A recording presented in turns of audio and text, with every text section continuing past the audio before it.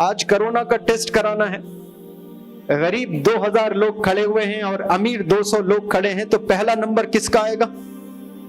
امیر کا آئے گا۔ وہ اپنے انفلوئنس سے جا کر سیدھے ٹیسٹ کرا کر چلا جائے گا۔ ایک غریب کو ٹیسٹ کرانا ہے، تیسرے دن نمبر لگے گا اس کو۔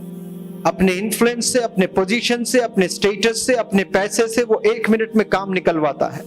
جس کے پاس میں 10,000 کروڑ ہے، اسے لائن میں کھڑے ہونے کی کبھی ضرورت ہی نہیں پڑے گی۔ لیکن روز قیامت میں دیکھیے، جتنی دولت آپ لے کر جاؤ گے اتنی پیچھے کھڑے ہونا ہوتا ہے آپ کو، اتنی دیر بعد آپ کو جنت ملتی ہے، جنت یا دوزخ جو بھی جانا ہے آپ کو، کیونکہ جس کے پاس جتنا پیسہ ہے اتنا کٹھن ایگزام سے گزرنا ہے روز قیامت میں۔ تو سکسیس اگر آپ میجر کر رہے ہیں پیسوں سے کسی کے، biggest mistake you are ever making in this life۔ کامیاب انسان کو دیکھنا ہے تو اس کے کیریکٹر کو دیکھیے، اس کے اخلاق کو دیکھیے۔ وہ غریب ہے لیکن ہاتھ ایسے نہیں پھیلاتا ہے، وہ اللہ سے ہی مانگتا ہے، وہ محنت کی روٹی کھاتا ہے، وہ جا کر لوگوں کے در جا کر کھانے نہیں مانگتا ہے، وہ محنت کرتا ہے، وہ 100 روپے ہی کماتا ہے، وہ سوکھی روٹی دال میں بڑا خوش رہتا ہے، کیونکہ اس کے سامنے اس کو جنت دکھتی ہے صرف 10 فیٹ کے دور۔ اس کو یقین ہوتا ہے کہ مجھے مرنا ہے۔ اور دنیا کا سب سے زبردست اگر کوئی سچ ہے وہ ہے موت۔ دنیا میں کئی چیزیں ہوتے ہیں نا، سچ جھوٹ میں، سب سے بڑا سچ کیا ہے دنیا میں؟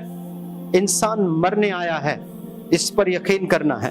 میں، آپ اور ہم سب جتنے بھی یہاں بیٹھے ہیں، ہم سب کو یقین ہے کہ ہم نے ایک دن مرنا ہے۔ یہ پہلا تھاٹ۔ دوسرا جو تھاٹ ہے، موت کبھی بھی آ سکتی ہے، اس پر کوئی انکار نہیں کرتا ہے۔ اس ہال میں کوئی بندہ ہے جو موت کبھی بھی نہیں آ سکتی، 40 سال بعد ہی آئے گی، ایسا کوئی بول سکتے ہیں یہاں پر؟ موت پر یقین ہے آپ نے؟ کبھی بھی آ سکتی ہے، اس پر یقین ہے؟ ابھی آپ مر سکتے ہیں، اس پر یقین ہے؟ یہاں نہیں ہوتا ہے۔ 2 چیزوں پر سب کو یقین ہے، تھرڈ پر آپ کو یقین ہی نہیں ہے۔ میں تو ینگ ہوں، میں جوان ہوں، میں فٹ ہوں، بخار کبھی 10 سال پہلے مجھے آیا تھا، میں نے تو 5 سال میں کبھی چھینکا نہیں، میں فٹ ہوں، مجھے تو نہیں آئے گی، میں کم سے کم 30-40 سال تو جیوں گا۔ یہ ایمان کی کمزوری ہے، یہی ایمان کی کمزوری ہے۔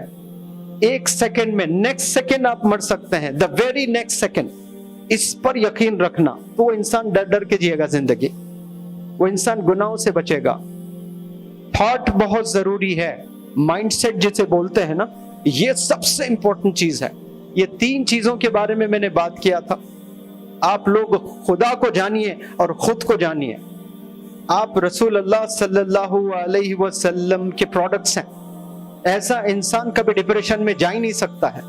A student of Prophet Muhammad sallallahu alayhi wasallam can never be the victim of depression. Answer me please.